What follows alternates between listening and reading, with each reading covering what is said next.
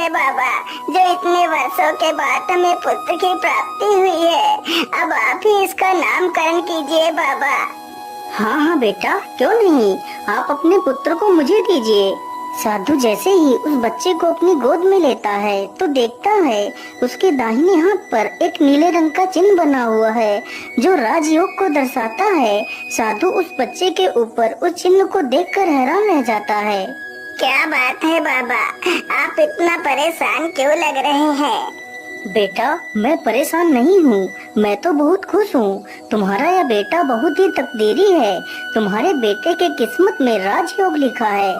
हाँ बाबा, मैं कुछ समझा नहीं, आप क्या कहना चाह रहे हैं बाबा? बेटा, तुम्हारा यह पुत्र राजा बनेगा। ये 14 वर्ष की आयु में ही इस राज्य की राजकुमारी से विवाह कर राजा बन जाएगा। साधु की यह बात सुनकर हरिया बहुत खुश हो जाता है। इसी प्रकार कुछ दिन गुजर जाते हैं। और तेज, शिकार बस कुछ ही दूर पर है। राजा हिरन के पीछे भागते भागते काफी दूर निकल जाता है, लेकिन हिरन राजा के हाथ नहीं लगता। ओहो, सत्यानाश हो तेरा, भागते भागते इतनी दूर निकल आया, लेकिन हिरन तो हाथ लगा ही नहीं। और प्यास भी इतनी जोर की लगी है। आसपास तो कोई नदी और तालाब भी नहीं है। मुझे लगता है इस ओर कोई गांव नजदीक ही पड़ेगा। चलो इस ओर ही चलता हूँ।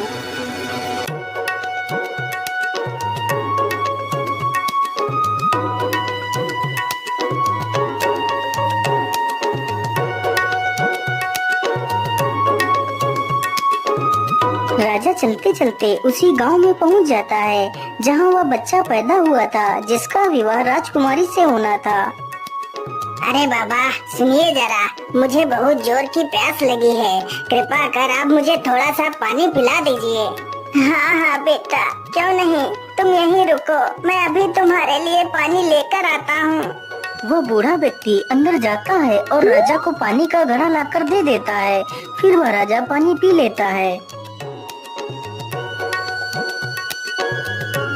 अरे बाबा, ये इतने सारे लोग इकट्ठे होकर कहाँ जा रहे हैं? अरे बेटा, ये सारे लोग हरिया के घर जा रहे हैं। उसके घर एक बहुत ही तकदीरी पुत्र पैदा हुआ है। उसकी भविष्यवाणी साधु बाबा ने की है। लेकिन बाबा, उस साधु ने ऐसी क्या भविष्यवाणी की है जो ये सारे लोग उसके पुत्र को देखने के लिए जा रहे हैं? बेटा, साधु बाबा ने बताया था कि जब हरिया का बेटा 14 वर्ष का हो जाएगा तो उसका विवाह इस राज्य के राजा की पुत्री के साथ होगा और उसका पुत्र इस राज्य का राजा बनेगा। उस बूढ़े व्यक्ति की यह बात सुनकर राजा को बहुत गुस्सा आया कि आखिर एक किसान का बेटा उसकी पुत्री से विवाह कैसे कर सकता है। अरे नहीं नहीं, मैं ऐसा किसी भी हालत में नहीं होने दे सकता। मुझे कुछ ना कुछ तो करना ही होगा।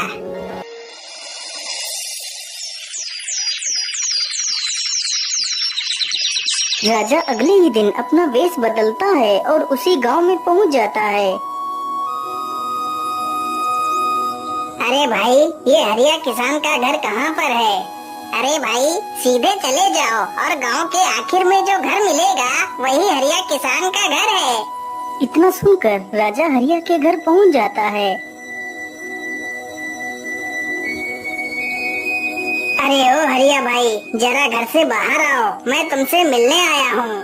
हाँ भाई, बोलिए, आप कौन है और आप हमसे क्यों मिलना चाहते हैं? हरिया भाई, मैं सेठ करोड़ी मल हूँ। मैं हरिपुरा गांव में रहता हूँ। मैंने सुना है आपका पुत्र बहुत किस्मत वाला है, उसके किस्मत में राजयोग है। हाँ सेठ जी, आपने बिल्कुल ठीक ही सुना है।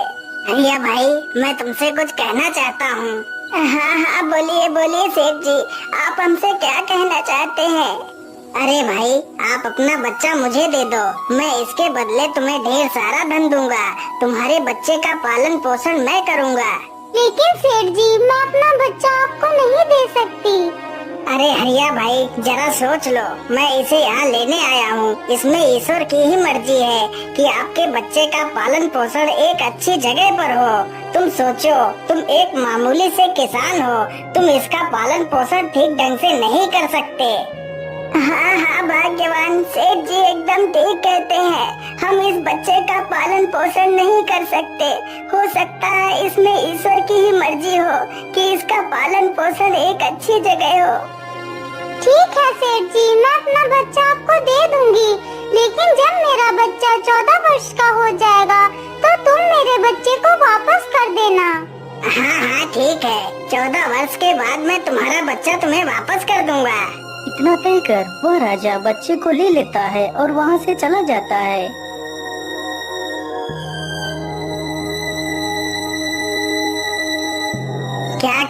क्या करूं? इस मासूम को मारने के लिए तो मेरे हाथ उठ ही नहीं रहे हैं। मैं ऐसा करता हूँ, इसे एक लकड़ी के संदूक में बंद कर देता हूँ और इसे नदी में बहा देता हूँ, या इसी नदी में डूबकर मर जाएगा।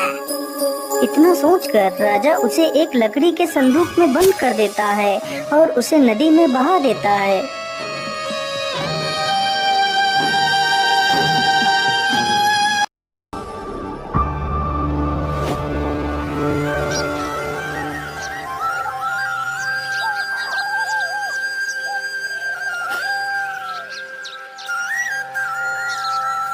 ओम सूर्य देवाय नमः। ओम सूर्य देवाय नमः। सेठ हीरालाल सूर्य को जल अर्पित कर रहा था, तभी वह संदूक बहता हुआ उसके पैरों के पास आ जाता है। अरे ये संदूक कैसा है? आखिर इस संदूक में क्या है?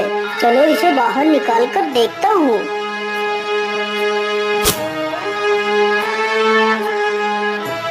अरे ये क्या? इसमें तो एक बच्चा है, लेकिन यह बच्चा तो कितना सुंदर है। हे प्रभु, लगता है आपने मेरी सुन ली। मेरी पत्नी कब से पुत्र की कामना कर रही थी और आज आपने उसे भी पूरा कर दिया। सेठ जल्दी से उस बच्चे को उठाकर अपने घर ले जाता है और अपनी पत्नी को सारी कहानी सुनाता है। हे प्रभु, आपका बहुत बहुत धन्यवाद जो आपने मेरी इस इच्छा को भी पूरा कर दिया। इसी प्रकार धीरे धीरे 14 वर्ष गुजर जाते हैं। सेठ ने उस लड़के का नाम सूरज रखा। सूरज अब पूरे 14 वर्ष का हो चुका था।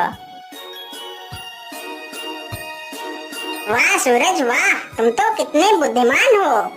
सूरज की प्रशंसा गुरुजी कर रहे थे, तभी वहाँ से वही राजा गुजरता है जो किसी दूसरे राज्य में किसी जरूरी कार्य के लिए जा रहा था। अरे इतना सुंदर युवक मैंने आज तक नहीं देखा। आखिर यह किसका पुत्र है? वाह वाह, तुम तो वाकई में कितने बुद्धिमान हो। लेकिन तुम किसके पुत्र हो बेटा? मैं सेठ हीरालाल का पुत्र हूँ। अच्छा ठीक है बेटा, जाओ जाओ तुम अपना काम करो। इतना पूछकर राजा सेठ हरिदयाल के घर जाता है।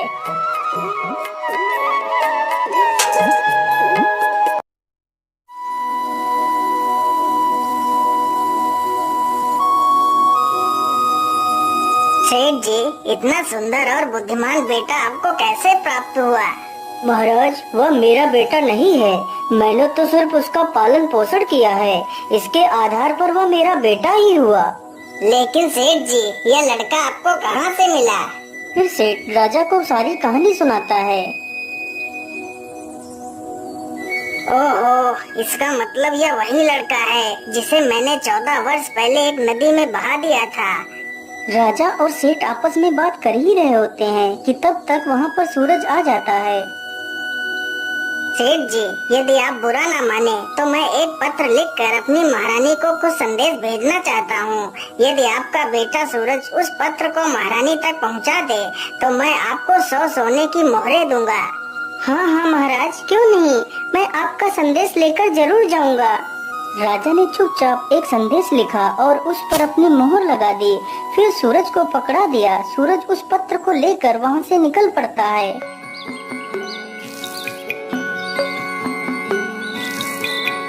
सूरज चलते चलते एक घने जंगल से गुजरता है तो वह अपना रास्ता भटक जाता है। अरे ये क्या, मैं चलते चलते इतना थक गया हूँ, लेकिन यह जंगल तो खत्म होने का नाम ही नहीं ले रहा है।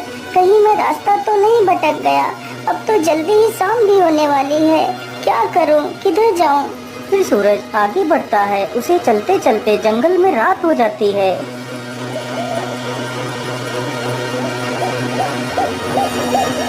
अरे उधर क्या है? मुझे लगता है या तो कोई झोपड़ी है। चलो मैं आज रात इसी झोपड़ी में बिता लेता हूँ। इतना सोचकर सूरज अपने घोड़े से नीचे उतरता है और झोपड़ी के अंदर चला जाता है।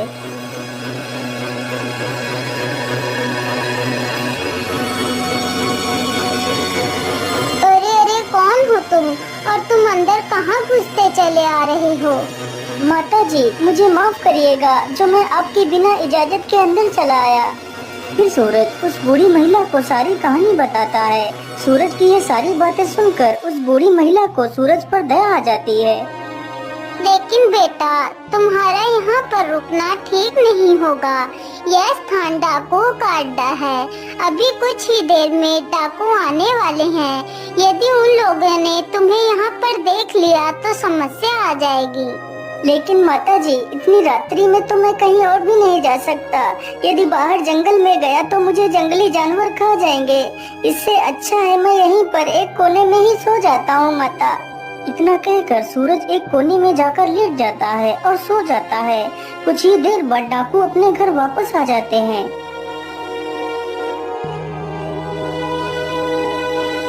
अरे यह कौन है जो इतना निडर होकर हमारे घर में सो रहा है? सरदार, यह सूरज है। बड़ा ही नेक दिल बच्चा है। फिर वह बूढ़ी महिला सारी कहानी उन डाकुओं को सुनाती है। उस डाकू ने जब यह बात सुनी तो उसे राजा की करतूतों पर संदेह हुआ। आखिर ऐसा क्या लिखा है इस संदेश में राजा ने? मुझे इस संदेश को खोलकर देखना ही होगा।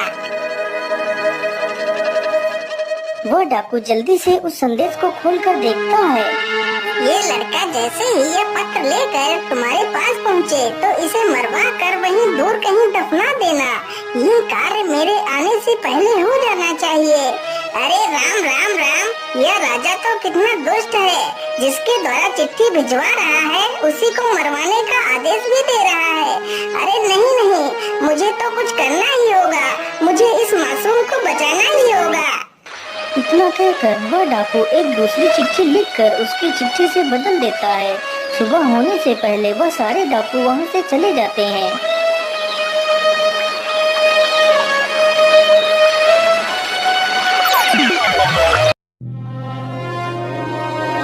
अच्छा माता जी, अब तो सुबह हो गई है। अब मैं चलता हूँ। यहाँ पर आश्रय देने के लिए आपका बहुत बहुत धन्यवाद। इतना कहकर सूरज वहाँ से निकल पड़ता है। सूरज कुछ ही देर में राजमहल में पहुँच जाता है और चिट्ठी महारानी को दे देता है। महारानी तुरंत ही उस चिट्ठी को पढ़ती है। यह लड़का बहुत ही ईमानदार और नेक दिल है। यह हमारी राजकुमारी के लायक है।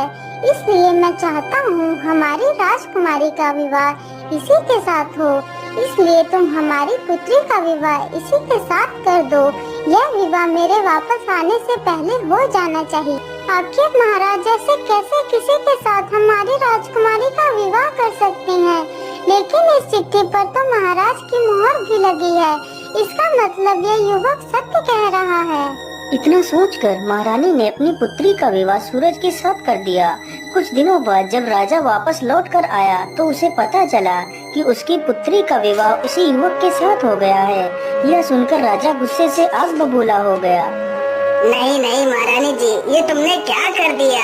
तुम जल्दी से जाओ और मुझे वह पत्र दिखाओ जो मैंने तुम्हें भेजा था। महारानी जल्दी से राजा को वह पत्र दिखाती है तो राजा पत्र में कुछ और ही लिखा पाता है। अरे सैनिकों, जल्दी से जाओ और सूरज को हमारे सामने पेश करो। सैनिक तुरंत जाते हैं और सूरज को लेकर आ जाते हैं। अरे युवक, तुमने छल करके मेरी पुत्री से विवाह तो कर लिया, लेकिन मैं तुम्हें अपना दामाद स्वीकार नहीं करता। लेकिन महाराज, मैंने तो आपके साथ कोई छल नहीं किया है। अरे मूर्ख, तू मेरे साथ भी छल करना चाहता है, लेकिन मैं तुझे अपना दामाद स्वीकार नहीं करता। हाँ, मैं तुझे एक शर्त पर ही अपना दामाद स्वीकार कर सकता हूँ। बोलिए महाराज, आपकी क्या शर्त है?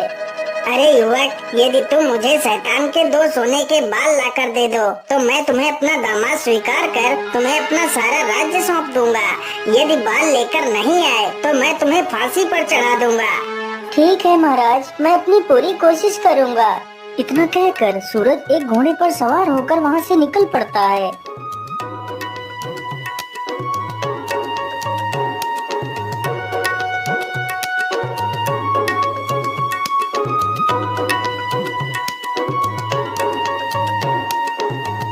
चलते चलते एक दूसरे राज्य में पहुंचता है तो उसे वहीं पर रात हो जाती है।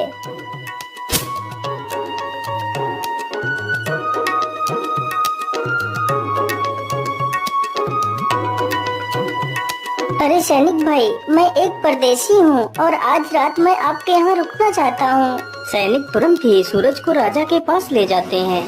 लेकिन बेटा, तुम शैतान के बाल लेने के लिए तो निकल पड़े। क्या तुम्हें पता भी है वह शैतान कहाँ रहता है? महाराज, मैं सब कुछ जानता हूँ। अच्छा, यदि तुम सब कुछ जानते हो तो क्या तुम यह भी जानते हो कि हमारे राज्य का सबसे बड़ा कुआं सूख क्यों गया, जबकि उसमें सबसे मीठा पानी निकलता था? हाँ महाराज, मैं यह भी जानता हूँ कि आपका मीठे पानी का कुआं क्यों सूख गया है। तो फिर मुझे जल्दी से बताओ, वह कुआं क्यों सूख गया है? यदि तुमने मुझे उसके सूखने का कारण बता दिया तो मैं तुम्हें सोने चांदी से तौल दूंगा। लेकिन महाराज, मैं इसका जवाब आपको अभी नहीं दे सकता। मैं इसका जवाब वापस आकर दूंगा।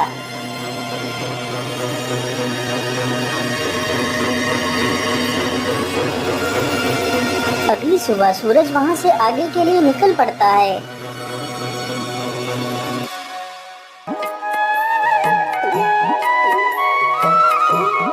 वह चलते चलते एक बड़ी सी नदी के पास पहुँचता है।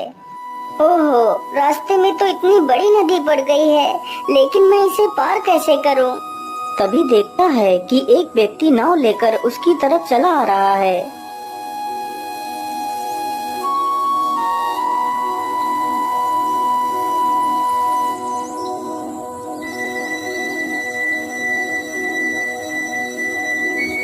अरे भाई, कृपा कर आप मुझे नदी के उस पार छोड़ दीजिए। हाँ हाँ, क्यों नहीं, मैं आपको नदी के उस पार छोड़ दूंगा, लेकिन उससे पहले तुम्हें मेरे एक सवाल का जवाब देना होगा। ठीक है भैया, पूछिए, तुम क्या पूछना चाहते हो?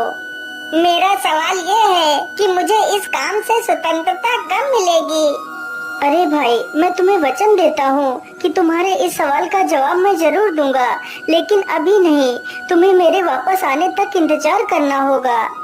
इतना सुनकर वह नाविक सूरज को नाव पर बिठा लेता है और उसे नदी पार करा देता है। वह जल्दी से नाव से नीचे उतरता है और वहाँ से चला जाता है।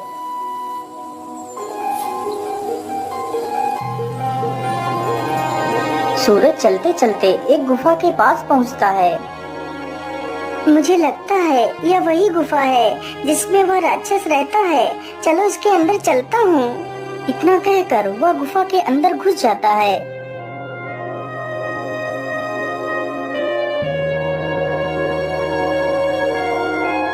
अरे, कौन हो तुम और तुम इस गुफा में क्या लेने आए हो? माता जी, मेरा नाम सूरज है। मैं बहुत परेशानी में हूँ, मेरी सहायता कीजिए माता। फिर वह अपनी सारी कहानी उस राक्षसनी से बताता है। वह राक्षसनी उस शैतान की माँ थी जिसके 2 सोने के बाल सूरज लेने के लिए उस गुफा में गया था। माता जी, यदि मैं 2 सोने के बाल लेकर नहीं गया तो राजा मुझे सूली पर चढ़ा देगा। उसकी ये सारी बातें सुनकर उस राक्षसी को उस पर दया आ जाती है। ठीक है बेटा, मैं तुम्हें उस शैतान के 2 बाल दे दूंगी। माता जी, यदि आप बुरा न माने तो मैं आपसे 2 सवालों के जवाब जानना चाहता हूँ। ठीक है बेटा, पूछो, तुम मुझसे क्या पूछना चाहते हो?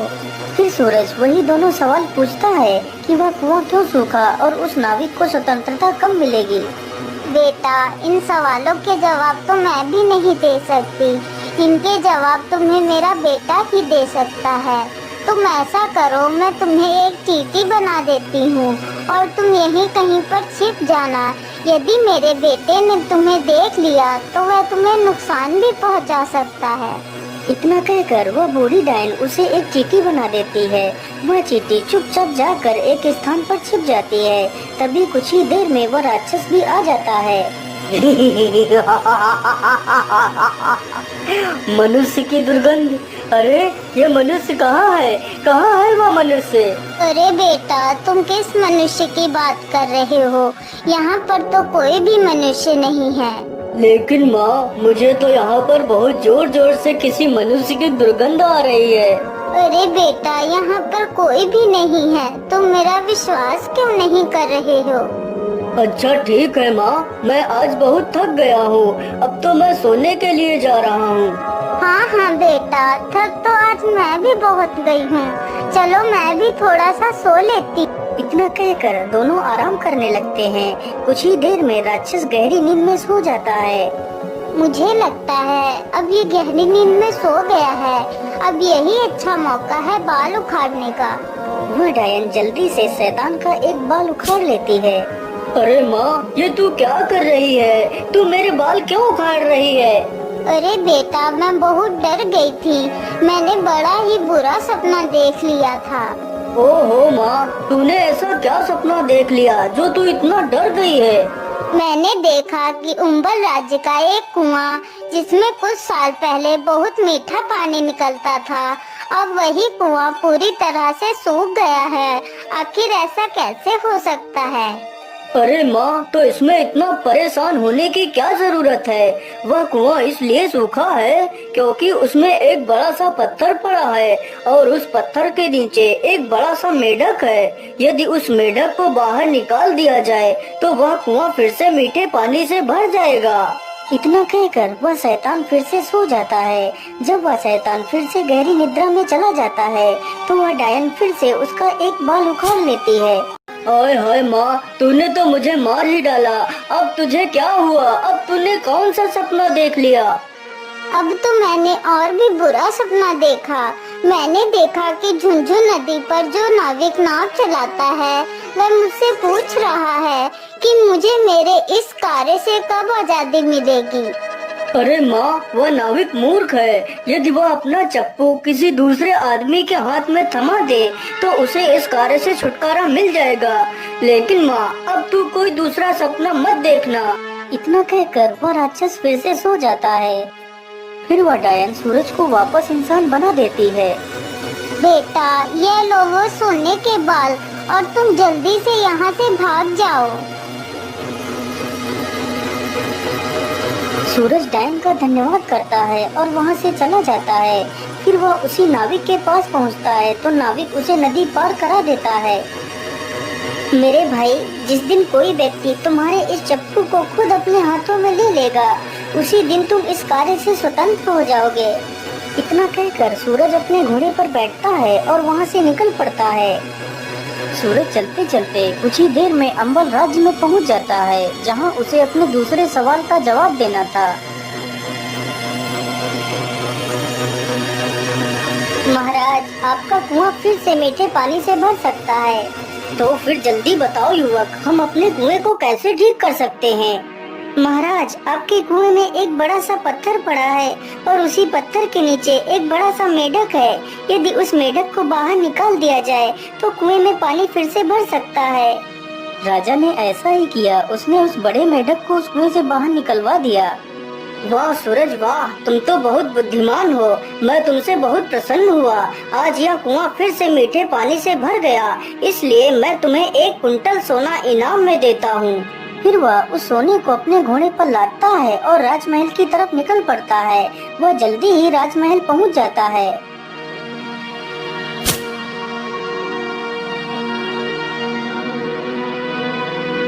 ये लीजिए महाराज, मैं आपके लिए शैतान के बाल लेकर आ गया हूँ।